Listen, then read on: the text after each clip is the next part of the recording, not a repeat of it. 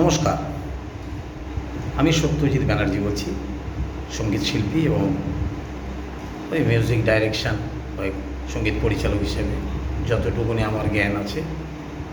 সেই জায়গায় দাঁড়িয়ে আমি শ্রদ্ধেয় স্বপন পোদ্দার, গীতিকার এবং সুরকার স্বপন পোদ্দার মশায়ের লাবণ্য ড্রিম ভয়েসের রিসেন্ট যে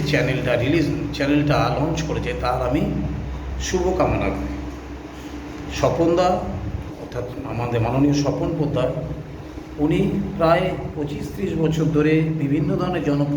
জনপ্রিয় গান লিখেছেন, যে গানগুলো আমরা প্রত্যেকে সাধারণ লোকেরা অনেকেই শুনেছি। সেই জায়গায় দাঁড়িয়ে আমি আমার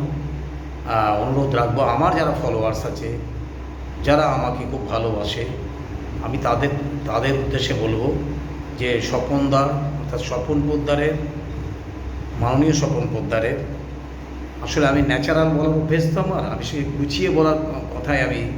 অভ্যস্ত নই এবং আমি বিশ্বাসও করি না। যাই হোক, স্বপনদার প্রতিভা সুবিচার করে সবাই ওনার চ্যানেলটাকে সাবস্ক্রাইব এবং লাইক করুন, বিকজ উনি প্রচুর গান লিখছেন, প্রায় 250-300 বিভিন্ন HMV থেকে, টি সিরিজ থেকে, দাথানি থেকে, রাগা থেকে, আরও অন্যান্য কোম্পানি, আমি সব কোম্পানির নাম এই মুহূর্তে বলতে পারবো না, এনরেকো বোধহয় আছে, কিংবা মেগাফোন আছে মোস্ট প্রবাবলি, ইত্যাদি ইত্যাদি। তা প্রচুর জনপ্রিয় গান আছে, তার মধ্যে একটা গান মনে করছে সনজিৎ মণ্ডলের, সাইকেলের চাকায় হওয়া কমে গেলে, বা ইত্যাদি ইত্যাদি, আরও অনেক গান আছে সনজিৎ মণ্ডল উনি গেয়েছেন লোকসঙ্গীত। আমি স্বপন পোদ্দারকে আমি ছোটোবেলা দিয়েছি, নাম শুনেছি,